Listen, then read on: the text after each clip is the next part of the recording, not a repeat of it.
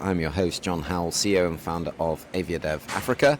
I'm actually in Heathrow Airport, having just landed back from Johannesburg and the incredible BARSA event that we had down there in Skakuza.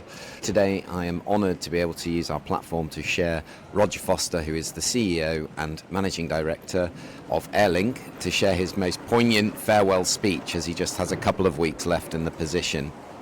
Thank you very much to the Airlink team and also the BARSA team for allowing me to share this with you. Rodger, as I'm sure many of my listeners here know, has dedicated his working life to Airlink with over 30 years, putting into that airline to make it one of the most robust and largest regional airlines in Africa and of course in the world as well. And it's providing valuable air connectivity and has developed incredible economic opportunities in the SADC region and South Africa in particular. Airlink was founded in 1992, and in the speech that you're going to hear shortly, Rodger reflects on his journey through significant political and economic changes in South Africa, detailing the challenges and also highlighting a lot of the achievements that we've seen in the aviation industry.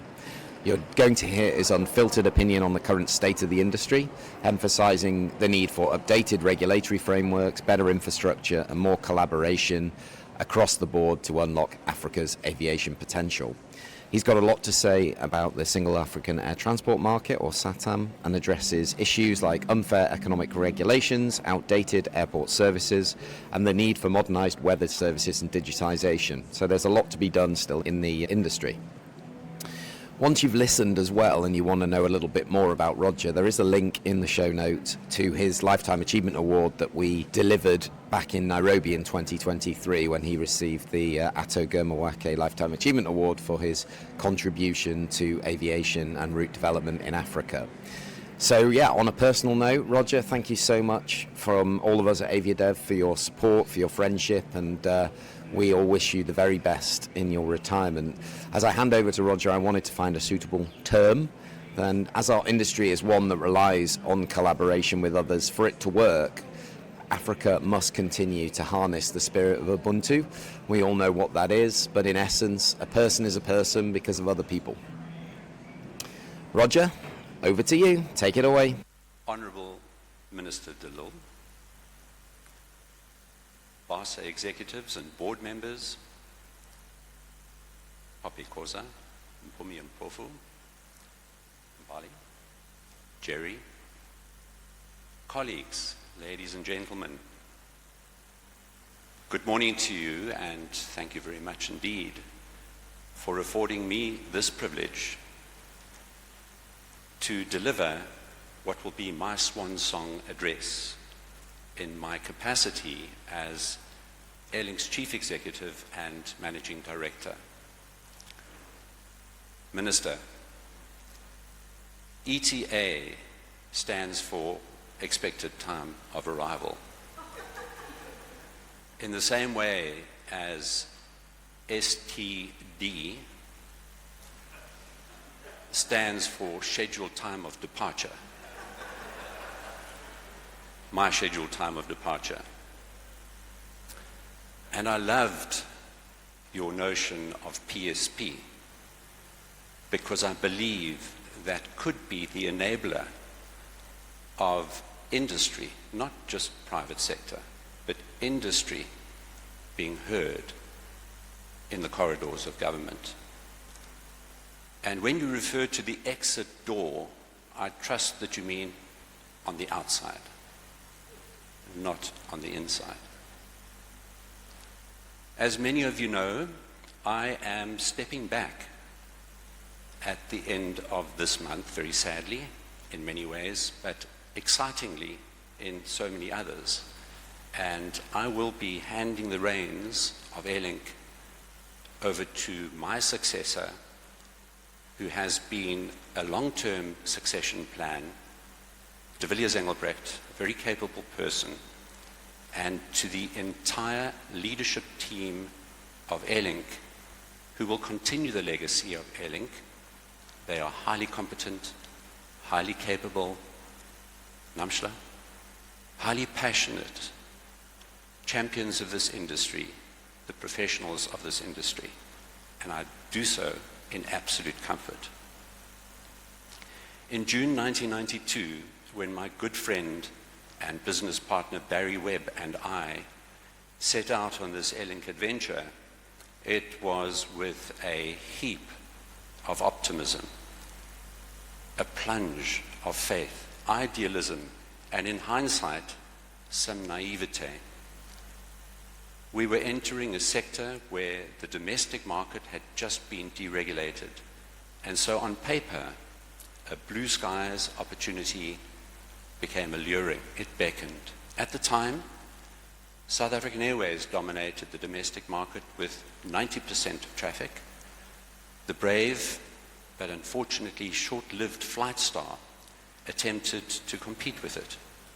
Our newly formed Airlink and the stalwart Comair were niche players. It was also a year of political uncertainty. We had the referendum where 68.7% of white South Africans voted to end apartheid, followed by some very unfortunate events, the Boipatong and Bishu massacres, where South Africa skated along the edge of a precipice.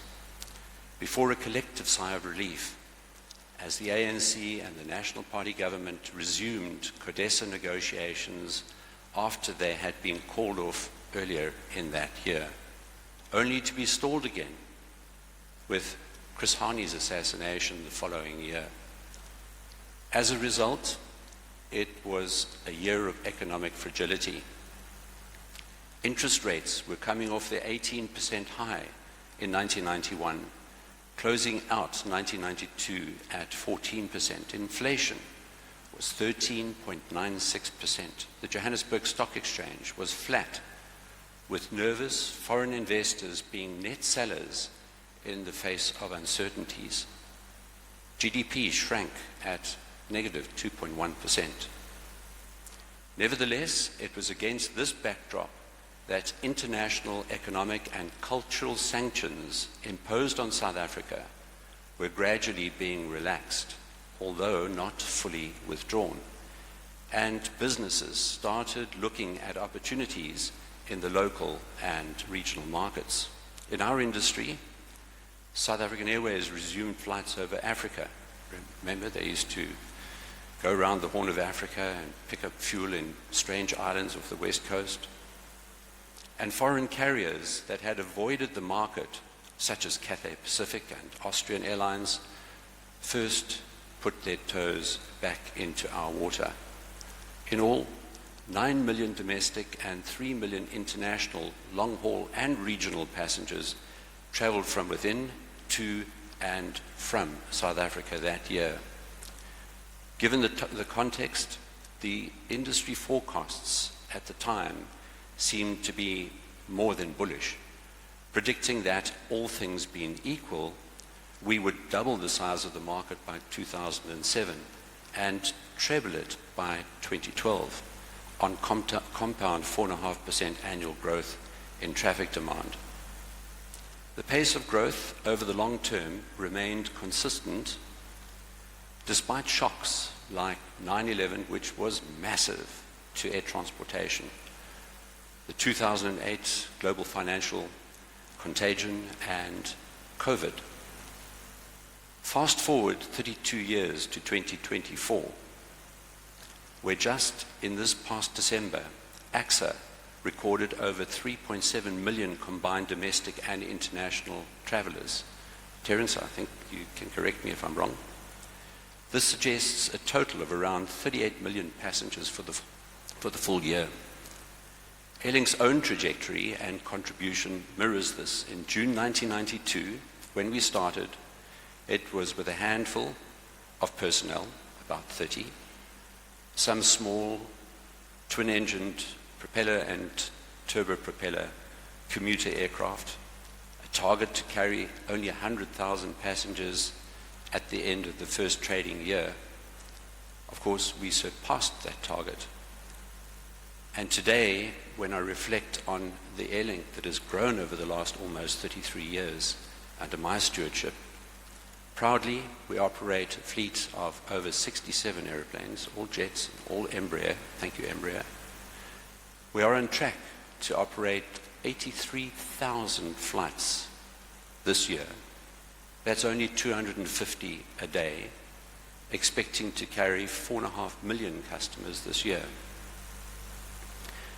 This month alone, we are adding back 10% capacity. Now that sounds like a lot, but in context, after we responsibly trimmed out about that 10% in order to supply according to demand. That's a responsible thing. It creates sustainable viability. And this is specific to certain destinations within our network, either through additional frequencies, adding them back, or increasing the gauge of the aircraft on these specific routes. But you've heard me before warning about the dangers of being tempted to dump capacity in our markets. We look long and hard at all of our routes, and this is Airlink specifically, and we're putting this extra capacity back where the demand consistently shows that it is warranted. That's all feel-good stuff. But let's put away those rose-tinted glasses just for a minute or two. Nothing, except of course South Africa's recent GDP growth, is static. The world today poses just as many existential threats to our industry and to the economies and societies of the entire region as previous crises.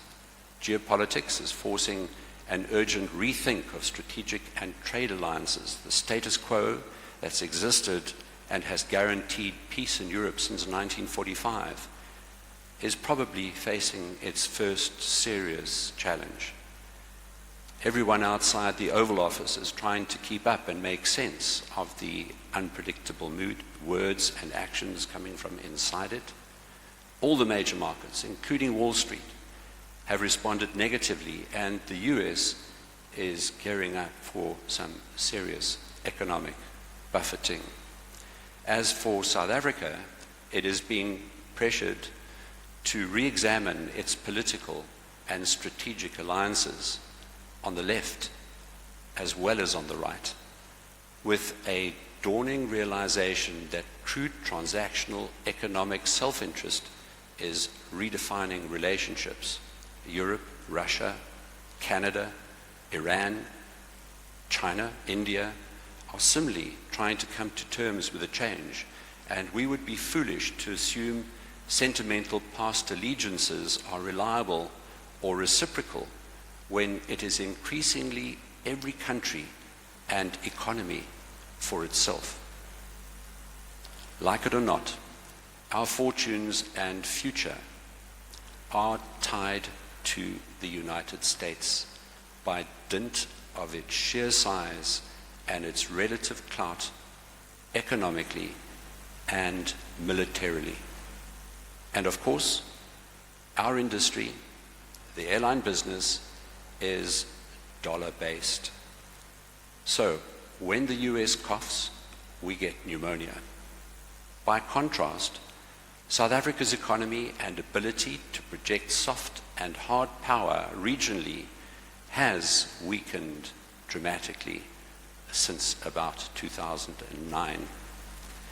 Our GDP performance has been flatlining, although at 0.6% in the fourth quarter of 2024, it prompted ANC policymakers to crow that this was, quote, indicative of economic expansion aligned to our priorities by pursuing a developmental economic framework tackling the high cost of living in line with our economic transformation agenda, unquote.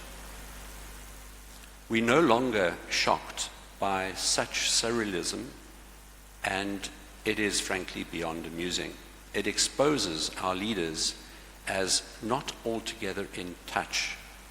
And Minister, this is not you specifically, please don't wear the hat. Lacking agility and creative lateral thinking we so desperately need if we want to create and sustain jobs, raise prosperity levels, and achieve social and economic security for South Africa in this emerging new world order. as an industry that's always been resilient and which drives and thrives on trade, tourism, economic, geopolitical, and cultural ties, where does this leave us? What should we be doing to sustain this symbiosis? We've all heard about air connectivity's powerful leverage as an economic growth driver and its catalytic impact on jobs and employment. We're also familiar with the United Nations predictions that Africans will represent a quarter of the world population by the end of this century. And we've heard the warm and fuzzy enthusiastic words about Africa's youth dividend, which is billed as the great untapped growth market right on our doorstep. All we need to do is open up new routes. Right. However, it's not as if Africa's populace didn't grow over the past 60 years. That it has done. That coincides with the advent of mass, affordable air travel.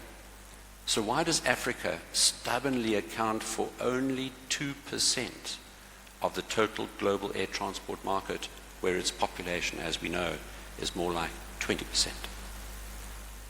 The single African air transport market, or affectionately known as SAATM, is put forward as the panacea. But surely that's putting the cart before the horse. It conveniently overlooks the fact that Africa has one of the world's lowest average per capita incomes. And in South Africa, this is compounded by our official 32% unemployment rate, which means a very big population with a very low propensity to travel by air or to transport goods by air. It's wishful thinking to believe this population can be turned into a market by simply providing flights. What's needed is for governments to embrace fresh, growth-focused economic strategies with supportive, enabling regulatory frameworks and processes that are common and synchronized.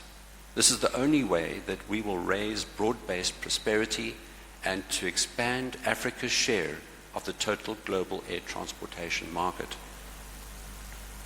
And while we're talking about stale ideas, let's look at that sad old soul we know today as SAATM. Most of you know the history. Its genesis was in 1988 at Yamoussoukro, called the Declaration, followed by 1999 with the updated version, the Yamoussoukro decision, which really, frankly, was nothing new, but it was a decision to implement the Declaration of 1988 and the mantras of that Declaration. And in 2018, excuse the phrase, more lipstick was applied to the pig, and it was repackaged as SAATM. Of course, it's a wonderful idea. 38 years ago, it was genius. It would have been great if it had worked, but frankly, if it was going to work, it would have worked from 38 years ago. But after 38 years, it seems more of a dud than a silver bullet. What do we have to show for it? Those who've benefited mostly are the cottage industry of the African Union, AFCAC, officials who've traveled from one conference to the next, talking up the concept of SAATM. I'm not criticizing them. These are brilliant people doing a mammoth job. But after all, we've enabled and continued to support them, and I've no doubt about their honesty, their diligence, and their commitment to the task. They've taken water to the horses. The horses snorted in acknowledgement, but they're not drinking.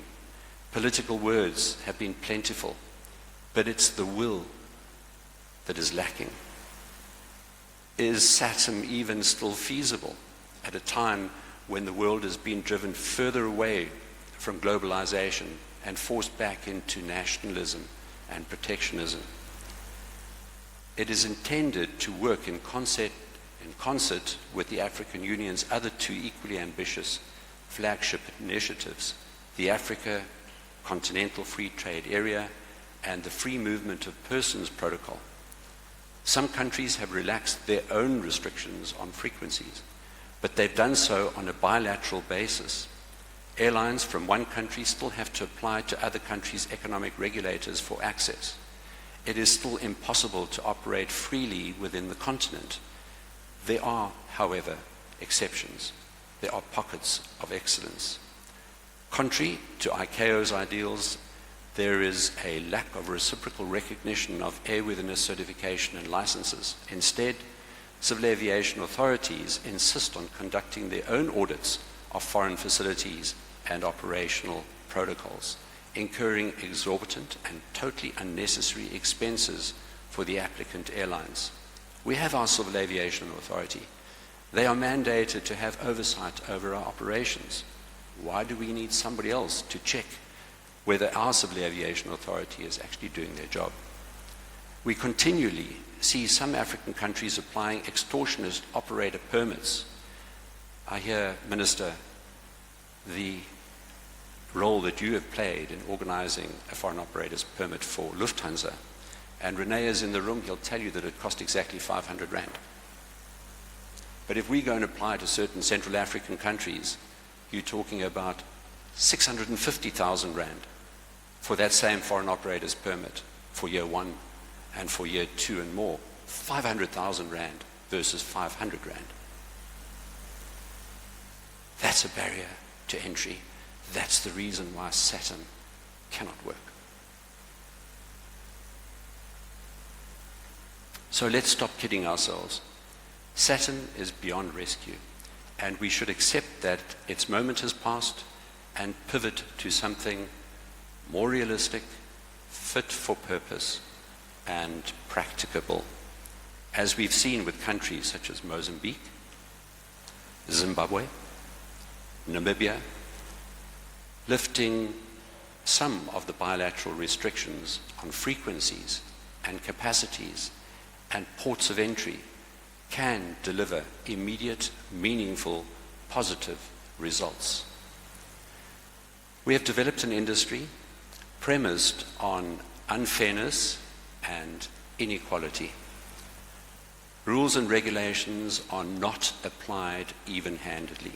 In the past, we've seen breaches of safety regulations attract the most severe sanctions, while failures to comply with economic regulations are frankly treated very lightly. Just as in any competitive activity, peer regulation is also important. We should all uphold and abide by those regulations and look to the referees to enforce them even-handedly. Similarly, we cannot cherry-pick which rules to comply with. If there is consensus that any regulations are no longer fit for purpose because they impede growth and hinder our industry's greater contribution, or just simply because they're draconian, out of date, then there should be a process to initiate their amendment, withdrawal, or replacement without it taking 3 years, as the Commissioner alluded to on her panel discussion yesterday. And by the way, our economic regulations have existed since 1990 or 1993 in the international context, unchanged. It's a long time ago. The imbalances can also be observed operationally, such as in the allocation of slots and contact stands with air bridges for boarding.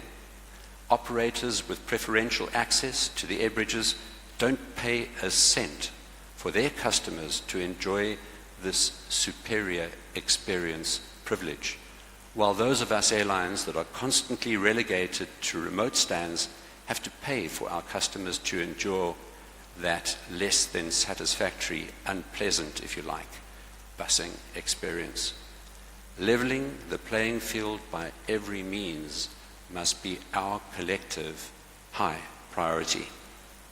If we want growth, we must plan for it and provide a competitively compelling offering. It requires urgent investment to expedite a number of fixes. Airport infrastructure, passenger processes must be digitalized. Let's get with the rest of the world. It's moving fast. We're regressing. Using biometrics for robust security and identity verification and a positive, efficient passenger experience. Passport control, in particular, still requires our immediate attention. Just witness the queues exiting OR Tambo or even entering at a peak time. There is no acceptable excuse for inoperative gates, closed immigration kiosks, long queues, and bottlenecks. It leaves a visitor with a bad impression of our country on arrival and departure. Equipment must be reliable, properly maintained, and redundant backups in place to avoid operations being disrupted or brought to a standstill. I'm pointing at fuel supply, storage and refueling, electrical power generation, airport management, IT systems for queued cus, check-in, gate allocation, boarding, passport scanners, as well as baggage screening, handling, and tracing, and general maintenance, cleaning the facilities, the windows, the escalators, the ablutions. Basic stuff. Air tickets, including passenger services charges, which airlines collect for the airports company, but often those services are just simply not available, or if they are, they're not at the standard that the rest of the world is at. For example, the allocation, and I say this again, and I've said it earlier, and I keep on banging on, the allocation of air bridges, instead airlines have no option but to unfairly pass the cost of access to aircraft parked in remote stands. They have to pass those costs on to customers, yet the airlines that enjoy the privilege don't pay a cent. I'm going to talk extensively about air navigation services provision. Right now, we as airlines are still denied the use of almost 300 instrument flight procedures that were perfectly fine to use up until mid-July 2024, when Air Traffic Navigation Services missed its deadline to submit the revalidation paperwork to the regulator for reapproval. We learned last night from Minister Creasy that the alternative means of compliance that has been in place for some of the procedures at key airports will expire early next month. I'm told the date is the 11th of April. This has got massive implications at OR Tambo International, King Shaka, Cape Town, George, Chief Davie Stuurman airports, especially during meteorological conditions of poor visibility and rainy weather. Minister Creasy noted that efforts to restore the procedures at the mainstream airports such as Johannesburg and Cape Town will be prioritized. The unstated consequence being that prioritization will undoubtedly be to the detriment of all of the smaller airports like George, Kimberley, Pietermaritzburg, Umtata, Richards Bay, Bloemfontein, Uppington, Hoedspruit, Skukuza, and more. These are tourist destinations. Air traffic navigation services must plan ahead so that when ultimately it has cleared this present backlog, we do not crash headfirst into a recurring crisis for every couple of years. And while it is encouraging to read the Minister's assurance that the training pipeline is being re-established and air traffic controllers are being recruited, it is very much a case of closing the stable door now after the horse has bolted. As Airlink and through industry associations, we have been warning for a long time, and we're not alone, we stand together with our peers, that air traffic navigation service was a crisis waiting to happen. We've been urging for it to fast-track the hiring of airspace designers and air traffic controllers so we can dispense with flow control, traffic throttling at Johannesburg, and also resume using the original area navigational approaches at places like Pietermaritzburg and here at Skukuza, Hoedspruit, for which our aircraft are equipped and certified and for which our crews are properly trained and experienced. Again, it is good that the Transport Minister is attentive, but frustrating that it has been nearly 9 months since the instrument flight procedures were withdrawn indefinitely. It is also critical that Air Traffic Navigation Services, the Airports Company, and the Civil Aviation Authority ensure we have serviceable and calibrated ground-based navigation as well as proper airspace management aids such as instrument landing systems and, of course, radar. I turn to Aviation Weather Services. This operations critical service should be secured from hacks by cyber criminals. In today's world, it is unacceptable that a service like this is debilitated by hackers and taken offline for almost a month. Airlines are obliged to comply with terminal aerodrome forecasts, TAFs, but more often than not, these are inaccurate. Weather Services, SOARS, needs to modernize its forecast and modeling tools. What we have at the moment is just simply inaccurate and inadequate. And our infrastructure service providers must find ways to streamline procurement processes while preserving their integrity and protecting them from abuse and corruption.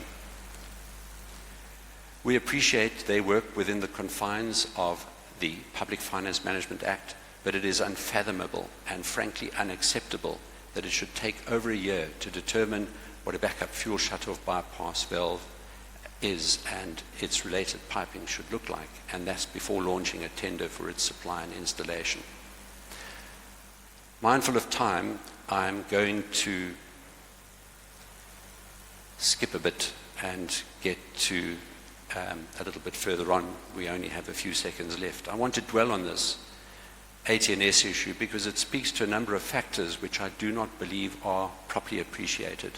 Otherwise, they would be addressed with the necessary urgency. When it comes to safety, airlines put their money where their mouths are. It is our overriding operational concern and priority. But ATNS has created a serious safety risk. As airlines, we are doing our best to mitigate it. Instrument flight procedures are fundamental to airline operational safety. We need them. By withdrawing them as a fig leaf for its administrative failure, Air Traffic Navigation Services is obliging pilots to operate aircraft with far narrower margins than any of us feel comfortable about.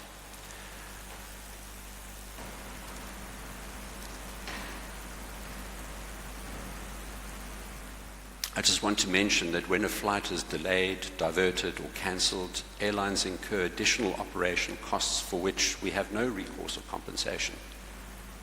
Our passengers miss connecting flights to the source markets all over the world. That's not acceptable.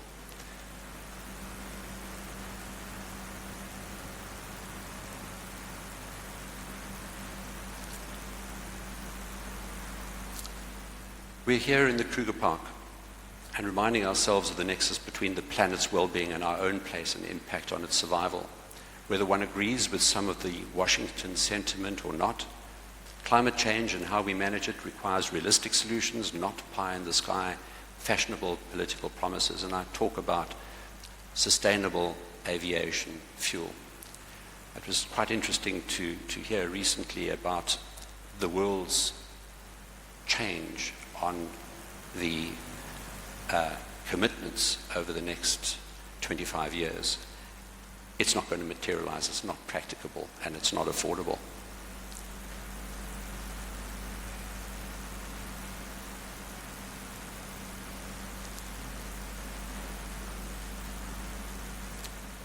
Unlike many other industries, and I'm going to wrap up now, unlike many other industries, I could carry on waffling on, but I know that time is of the essence. The air transportation sector is part of a symbiotic and virtuous cycle. At a micro level, we are interdependent, which is why when we see warning lights, when an airport operator like the Airports Company wants to change its model and mandate so that we can take control over refueling, so it can take control over refueling, ground handling, security, and other airport-based services, Centralizing all services will negatively impact on airlines' ability to drive down unit costs, and this is not what is needed at a time when the relative affordability of our air travel in our region is far less than in more prosperous parts of the world where people enjoy far higher per capita incomes.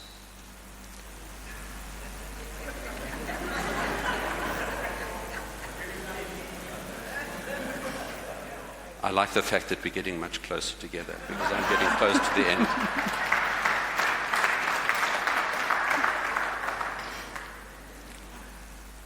If we step back for a moment, it is clear we have immense potential, but we are not in a great place. Let's be frank.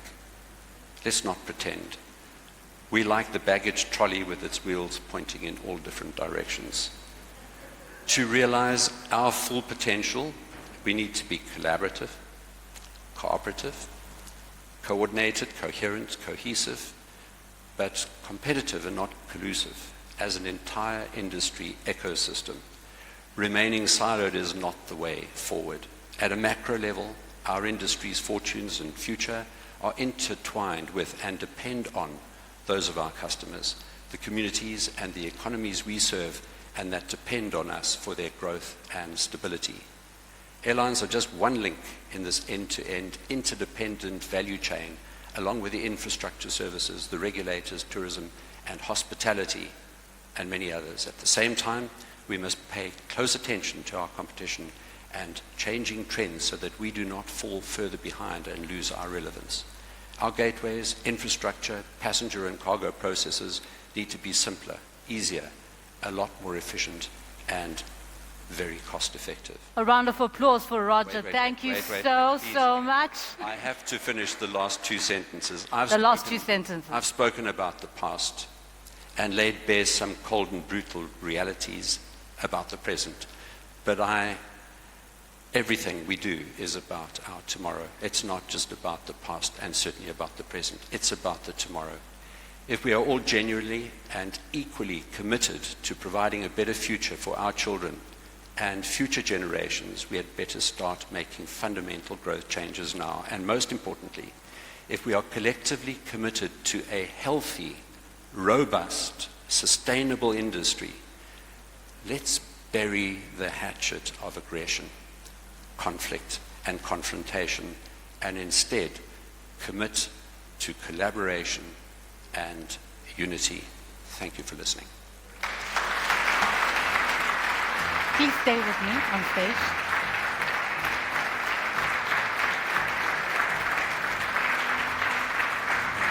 No, we'll just stay on time.